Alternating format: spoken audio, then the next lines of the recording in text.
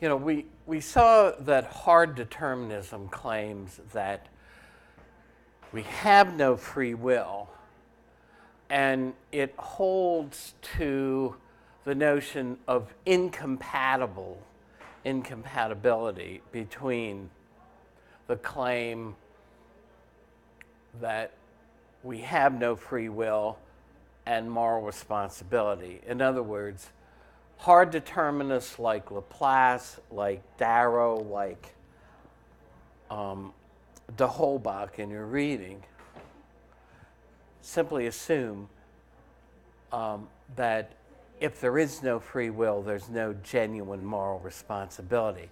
Now, for many people, this is a very unsettling place to end up, and they don't want to end up there. Even people who are scientifically minded and who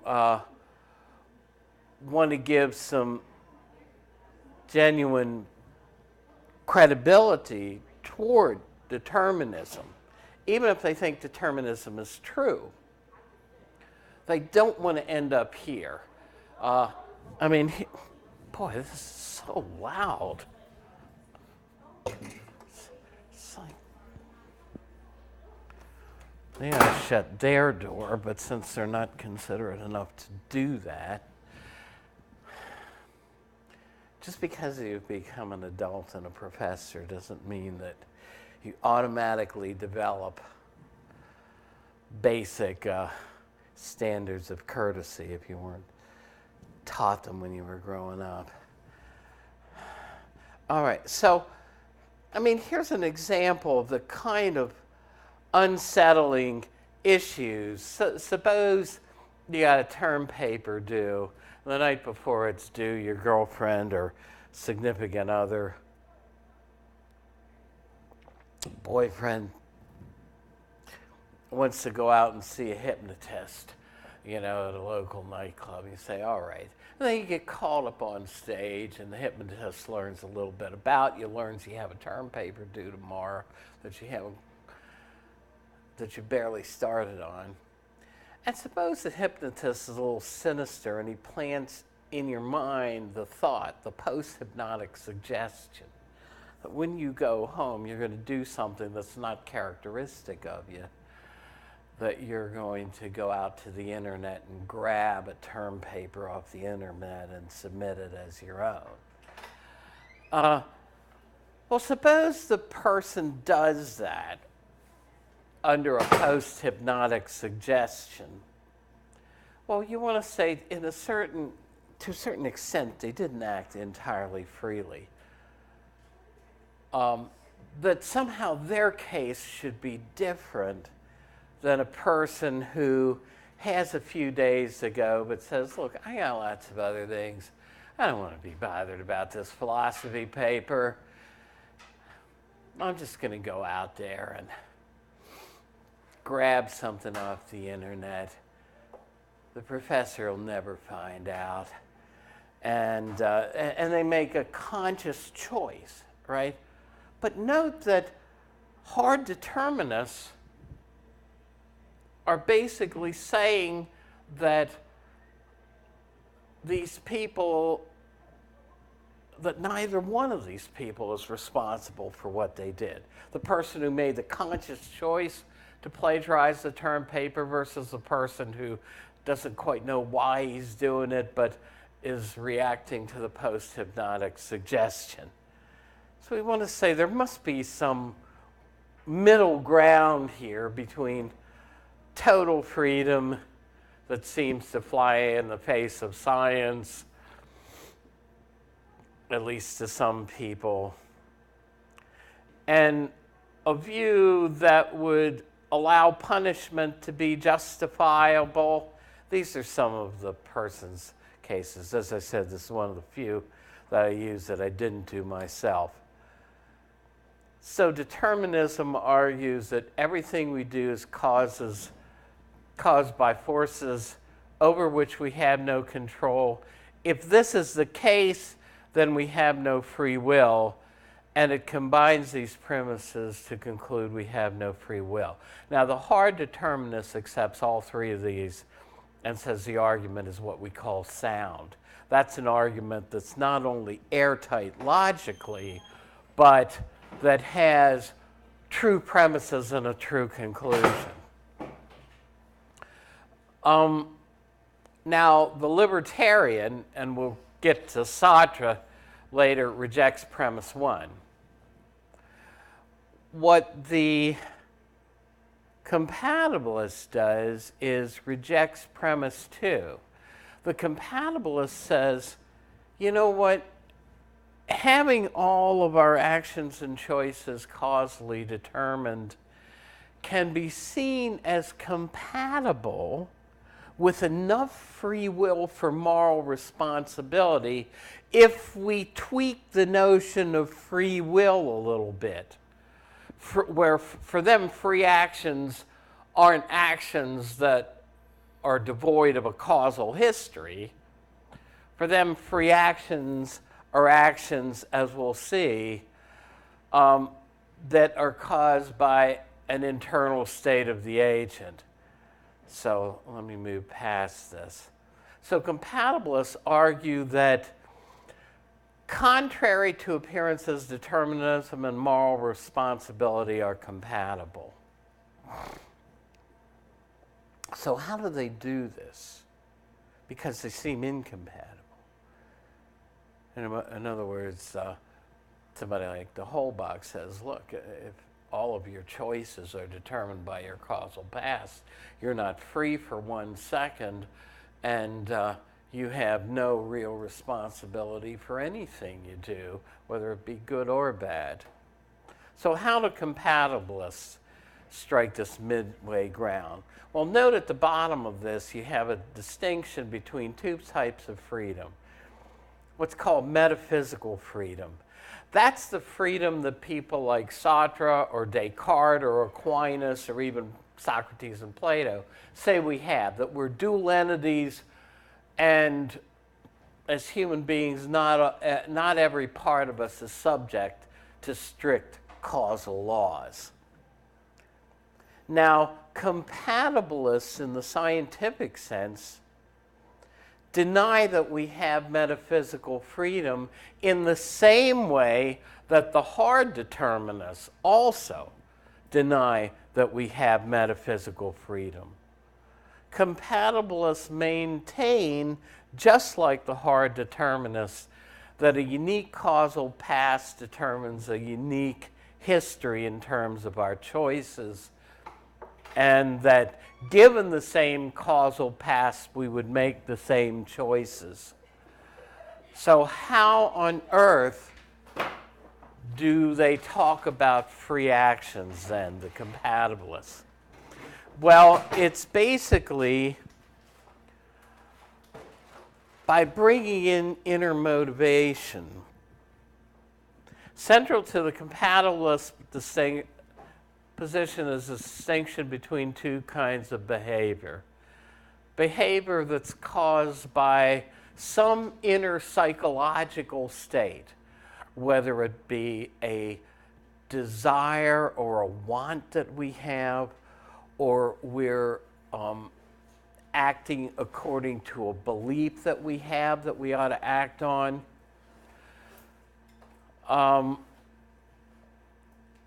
And other sorts of behavior.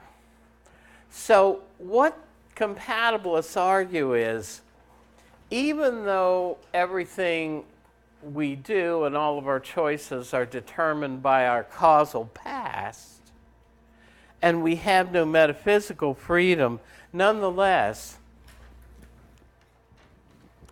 they claim that there's a sense in which we can say that we have moral freedom, because they take actions that we do, choices that we make that are made because of some inner motivation we had, some inner psychological factor, whether it be a belief, a desire, a want.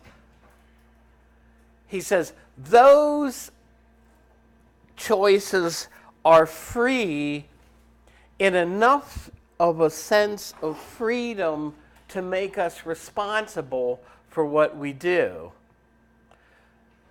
They deny metaphysical freedom, right? Metaphysical freedom says if determinism is true, we don't have any metaphysical freedom. But they say we do have moral freedom. Now, I'm not much of a watcher of television unless it's like sports on the weekends, but occasionally I've sat with a friend of mine and watched Ellen, and sometimes Ellen, at the beginning of her show, says, "Hey, I feel like dancing," and she'll dance a little bit, right? And she's not that good a dancer, but she feels like it, right? Well, if you felt like dancing and you desired to dance and you did dance, then they would say that was a free choice you made. You had the moral freedom to make that choice and be responsible for it, right? So moral freedom, they say, an action or behavior is morally free if it's caused by some internal psychological state of the agent. This is the better way of saying it.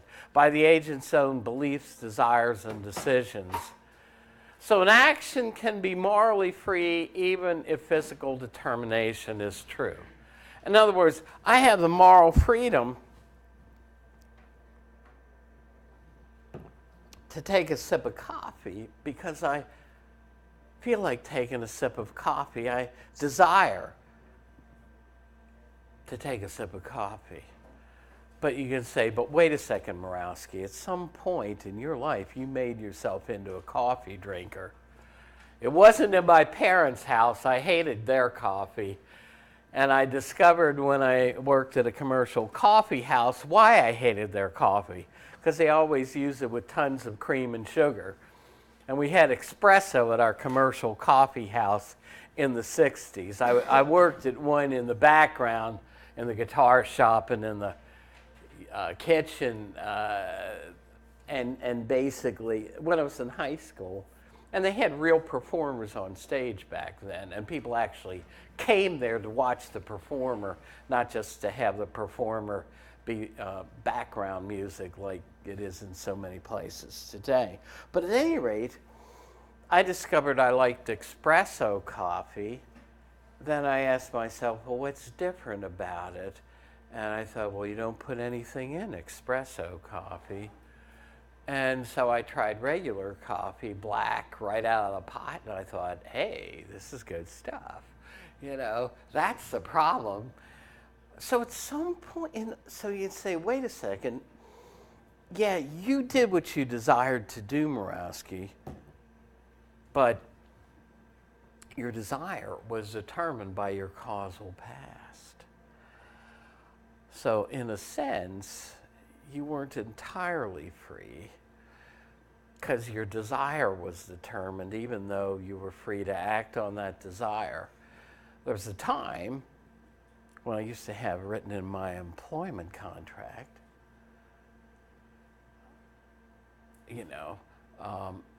you're a professional, you need to convey a certain professional image, and if you're going to be a philosophy professor, you need to look like one, you need to smoke a pipe and grow a beard. And I smoked a pipe and grew a beard, right? And when I was a pipe smoker, one of the first things I desired to do in the morning was light up my pipe. I don't have that desire anymore because it's been a long time. But you could say, well, you did what you desired, but your desire was determined. But at any rate, they think that by emphasizing this kind of freedom, moral freedom, they say this is enough. We're morally responsible for and can reasonably be punished for those acts that are caused by our own desires and decisions. So compatibilists argue that this kind of freedom is the kind that is not only compatible with determinism, but is that required by most common sense decisions about whether we think somebody acted freely, and especially in a court of law when we decide whether somebody is responsible. One of the questions, one of the charges for the van driver in the Freddie Gray case was, did he act, was this depraved heart murder? Did he act with a depraved heart? Did he do what he did with a specific intention to cause, serious harm or even death to the person in the van at the time? So I used to not have a lot good to say about compatibilism, but I think from a practical sense, it gives somebody a way to talk about real moral responsibility, even if they want to assume we're just material beings and everything we do is subject to past causes. Now think about what the implications would be for compatibilism in the Leopold Loeb case. Leopold and Loeb wanted to commit the perfect crime, the perfect murder. Bobby Franks, I think was his name, the young boy they killed, was somebody in their neighborhood. They planned to target that specific individual. In other words, in committing their murder, regardless of what their causal past was, they were doing something they desired to do at the time and wanted to do. So note that compatibilism would give you a way of saying, even if their genetics and environment, because they both came from very dysfunctional families, even though they were wealthy, both were raised by governesses.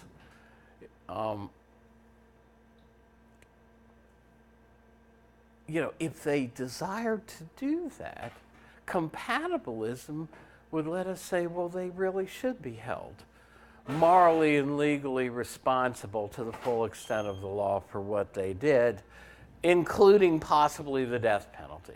Right? So a compatibilist could argue that even though there were causal influences that caused them to plan that murder, nonetheless, because they were doing something that was premeditated, that they desired to do, they had moral freedom and should be held responsible, Leopold and Loeb, for what they did.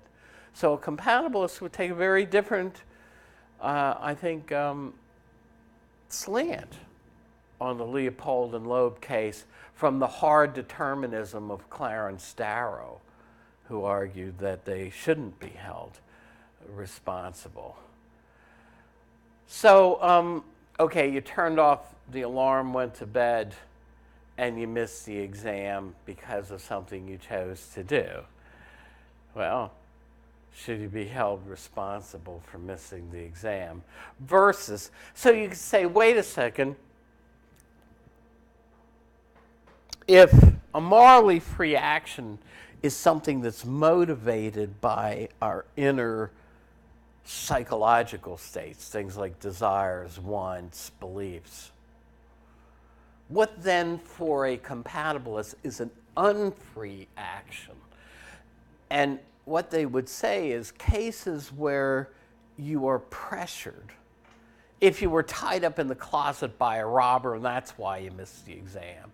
Or imagine somebody, you're stopped at a red light, somebody has just robbed a bank and wants to use your car for the getaway car, so they flash a gun, come in, put a gun to your ribs and says, the police are after me, take off and don't stop for anything and step on it, right?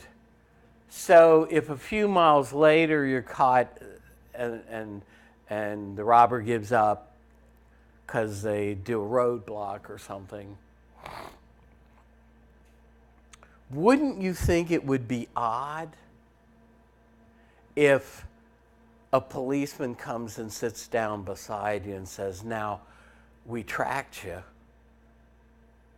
while we were behind in the getaway car, and we saw that you ran 4 red lights, 2 stop signs, and we're going 30 miles above the speed limit, and we're going to write you up for all that. You say, but wait a second, the guy had a gun to my ribs. See, in other words, we wouldn't want to hold that driver legally responsible for doing something that he was forced and coerced to do. And compatibilists basically say that if we're coerced into doing something, that from something external, from external pressures, then those actions we perform aren't really free and we shouldn't be held responsible. And most of us would want to say then the driver of that car, even though he broke several traffic laws, should not be held responsible for that, because he certainly wasn't doing what he desired to do. He was coerced into doing that by the bank robber who wanted to use his car as a getaway car, right? So I extend the same kind of action. Yeah. Is it like self-defense, like murder, like with self-defense or actual like first-degree murder, like doing it when you're on it, then versus being like having to be forced to do it? Well, okay, there's more going on there. I mean, I can willingly want to shoot an intruder to protect myself and or my family if it's a home invasion, and I'm doing something I wanted to do, but if it's a case of self-defense, that raises a lot of sort of side issues. But the idea is the difference between, say, a crime of passion. Somebody comes home. We had a case like this in Baltimore County about 15 years ago. Guy comes home, finds his wife in bed with another man, shoots them both. The judge lets him go free. A crime of passion, right? The difference between something like Leopold and Loeb's case, where you have premeditation, is usually the difference between first and second degree murder. Now, I'm no lawyer, but and so, right, there's where premeditation and doing something you wanted to do versus saying acting irrationally in a fit of rage because you come home and find your wife in bed with another man. Right, just wasn't himself. He never, people would say, well, they committed murder, but they're mitigating factors, So again, if you had a desire to turn off the alarm clock, then you're responsible for missing the exam versus you had no such desire, but you were constrained by external forces, and you weren't metaphysically, then you weren't morally free. So if determinism is true, the problem here is that our desires, beliefs, and decisions are determined by factors beyond our control for both types of determinism, hard and soft determinism. So if you want freedom, do you want it to extend to our desires? In other words, you can say, well, when you made yourself into a pipe smoker, you desired to light up a bowl of tobacco, folks, of tobacco, not any of that other stuff, in the morning, first thing with your coffee. Now you don't have that desire anymore, But in a sense, at the time, you were sort of forced to have that desire. The same way you're forced to now want to drink a coffee. So for soft determinists as well as hard determinists, and soft determinism and compatibilism are basically two names for the same thing. Basically, it's true that if our causal past was the same, for them it's false that we could have acted differently than we did. Both for the soft determinists and the hard determinists, if our causal past made us choose to do A, then our thought that B was a live option is an illusion. We had to do A. So do we, if I acted on my desire, but my desire was determined, did I really act freely? That's the question. For the compatibilists, I acted free enough to be responsible, right? If I get jittery because I drink too much coffee, then I'm responsible for doing that because I'm doing what I desire to do, right?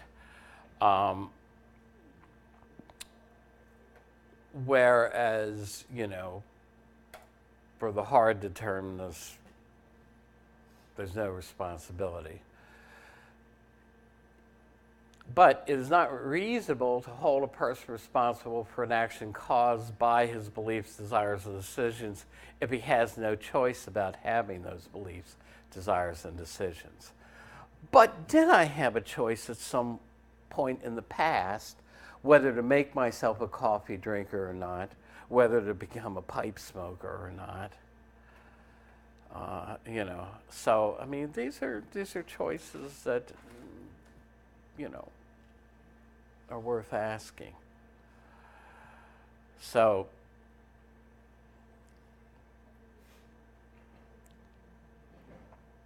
some argue that if it's not reasonable to hold somebody responsible that was only morally free but not metaphysically free, then you're back to saying we don't have any compatibility between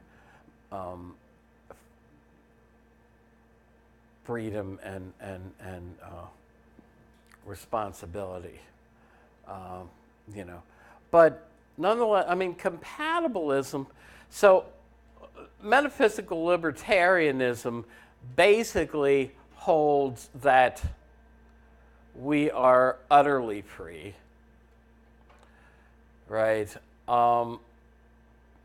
It has nothing to do with political libertarianism, the view that the government that governs best governs least, and we should be allowed the maximum amount of freedom compatible with our not infringing on other people's freedom. That's what political libertarians believe. Libertarianism in this sense is a different definition. It has to do with the notion of free will and whether our actions, in some sense, are not totally determined by our causal past. So each of us is aware of having free will, therefore we have free will. So now the objection we saw, in other words, the Holbach is trying to shock you if you read his piece or if you heard me when I read parts of it in class. He knows you don't believe that you're determined to make every choice you make. He knows you believe that you make free choices. And he knows at some level you believe you're responsible for your choices. What do we do in the free will discussion? What do we do with this internal conviction we have that we really do make free choices? That when I deliberate between A and B, even though I chose B, given the same causal paths, I could just as easily have chosen A. In other words, that would be a denial of what the determinists hold. What do we do with this inner sense? Well, if we're somebody like de Holbach or Laplace, we can hold that it's just an illusion. It's an illusion that you had that level of free choice. Your inner subjective feeling that you choose freely is wrong. You don't. Science tells you you don't, is what they would say, right? Now, I'm going to go to Sartre at this point, because what should be our starting point for our philosophy? I used to go into something like this in more detail. But for some philosophers in the history of philosophy, they want to see what the scientists and the mathematicians are doing, and even Plato did to a degree, and then see what they ought to believe in philosophy based on what some of the scientists are doing, right? And clearly somebody like Laplace or de Holbach is in that type of camp, right? If the scientists say everything we do is causally determined by atoms and molecules banging around into one another, then I ought to be holding as a philosopher that we really have no free will if we're really material beings.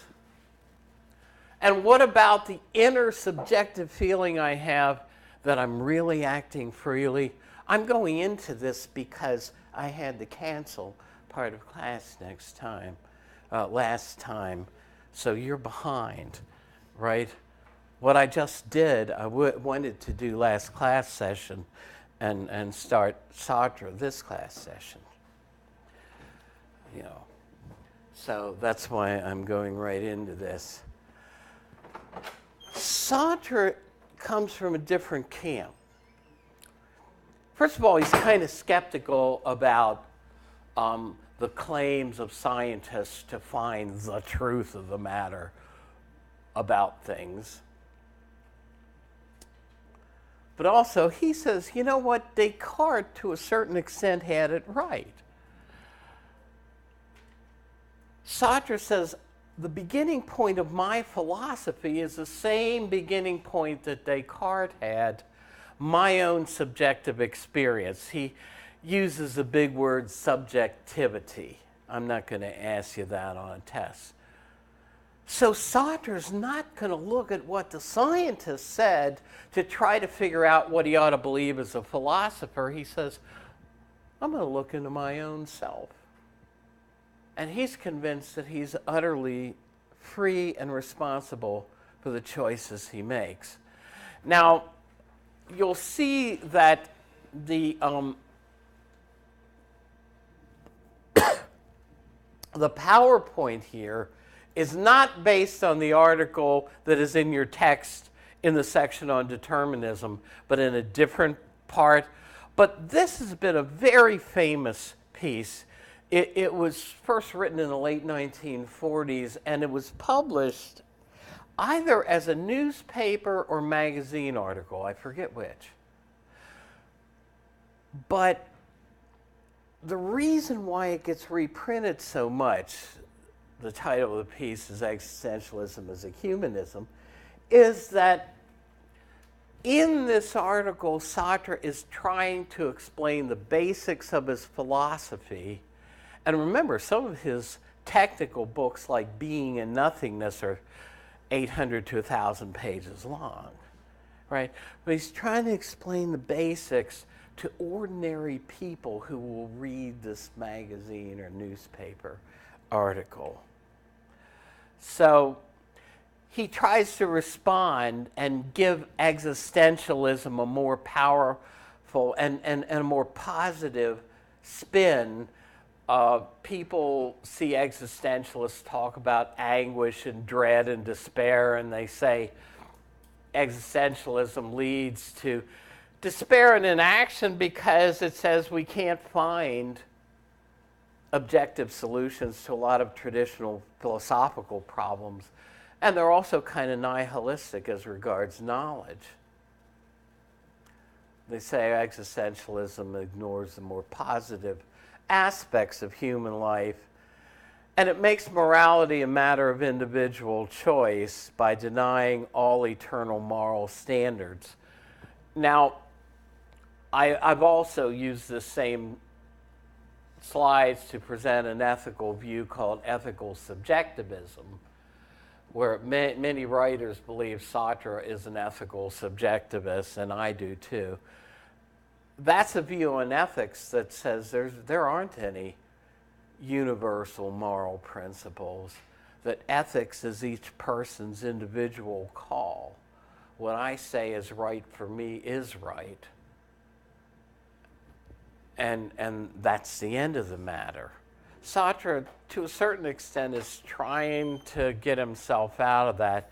Now, he notes that there are two kinds of existentialists. There are religious existentialists who,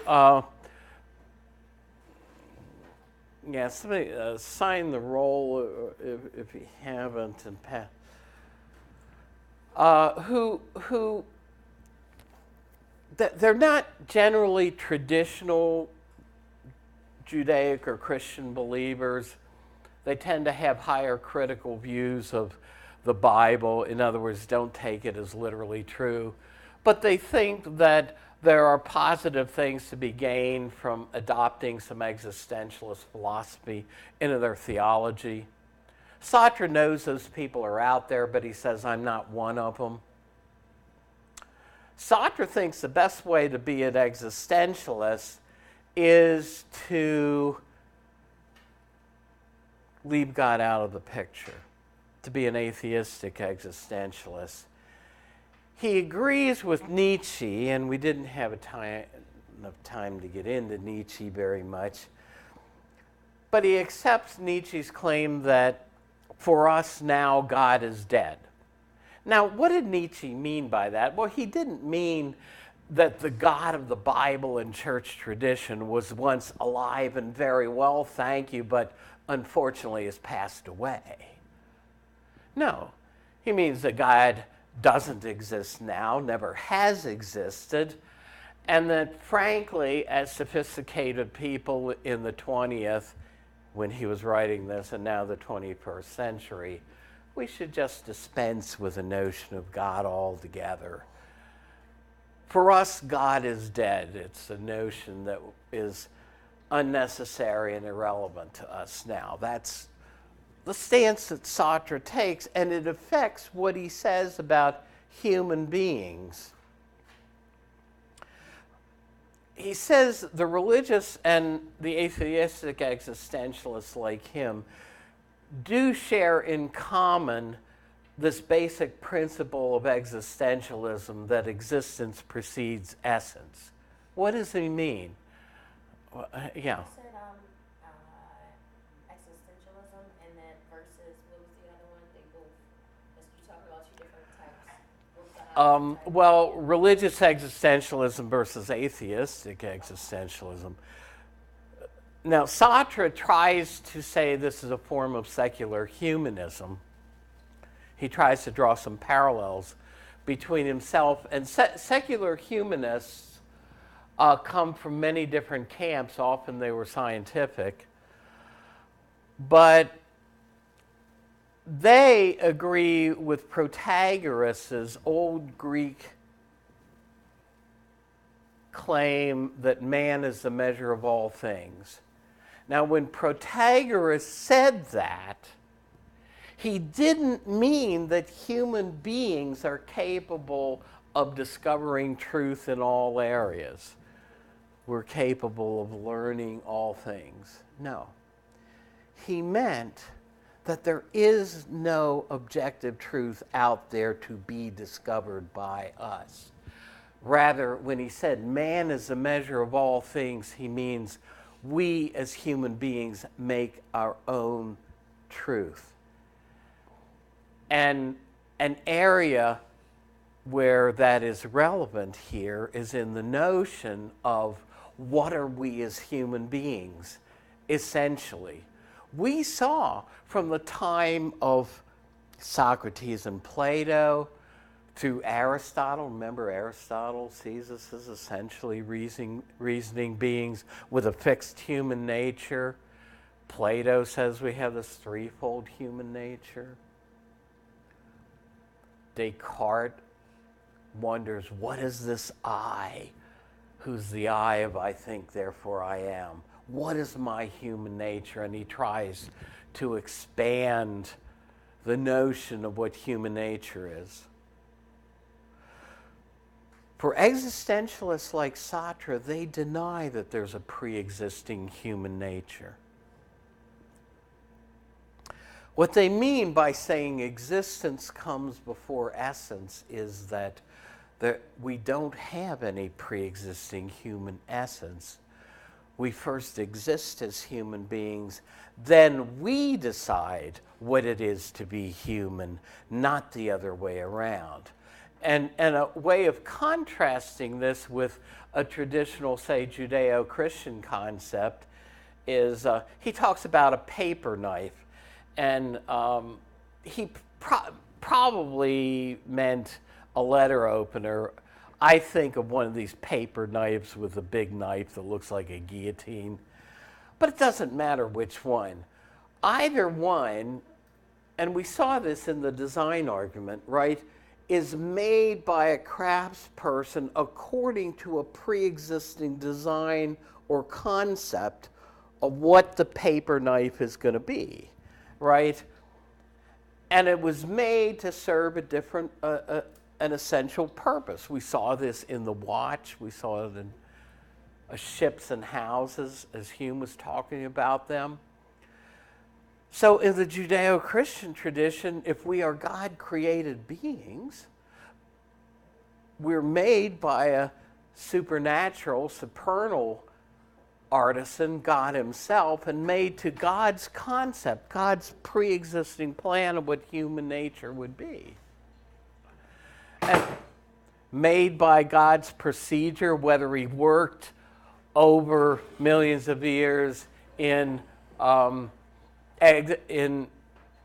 evolution, directing evolution, as theistic evolutionists claim, like myself, or whether he zapped Adam on, to the scene in one blink of an eye, still God had a procedure, and he made us for a divine purpose, whether it was just to be reasoning beings or to use our reason, as Aquinas said, to know God better. But he said, wait a second, you're talking about God here. I thought you said Sartre was an atheist. Yeah. So what happens if you drop God out of the picture? First of all, he criticizes other philosophers who marginalize God but still want to talk about universal human nature as a pre-existing essence and universal moral concepts. He says, if there is no God, there's no pre-existing human nature. So what does he mean by existence comes before essence? He says, if there's no pre-existing human nature because there's no God around to form a concept of what human beings would be and then make us according to God's plan and God's concept, then there is no human nature because God formed a conception of it. And he also doesn't believe there's any human nature built into the fabric of the universe, like Plato and them might have said. He says human beings first exist and then they define their nature. We do it collectively. Richard Rorty provides a good example of this. He says, what about androids? Right now they're science fiction. Maybe at some time beings who are half machine, half biological entities will actually exist. you know, like an iRobot in the old Harrison Ford movie, Blade Runner, and the Terminator. Are androids human? In these science fiction movies, they were considered not to be, right? Well, Richard Rorty says the answer to that question is not going to come by investigating and learning more about what androids are, and so we can finally figure out what is the truth of the matter. Are androids really human? He says the answer to that question is going to come when we as human beings decide collectively whether we want to admit them to the club, whether we're going to call them human like us. You see what Rorty, in the same tradition, is saying there isn't any pre-existing human essence. It's we as human beings decide this. So we decide it collectively. It says humans first exist, then define their nature. But we also do it individually. And this is where free choice and free will comes in for him. He says the first principle of existentialism, and this is going to be a good slide to leave off, is that man, meaning man in the generic sense, human beings, man is nothing else but what he makes of himself. Again, disregard these pages. It's probably to another text. Been so long ago I forget which one it was. Might have been an older edition of your own. We determine our nature by projecting in the future what we purpose to be, and then making free choices along the way that bring about these projections. So how does this happen?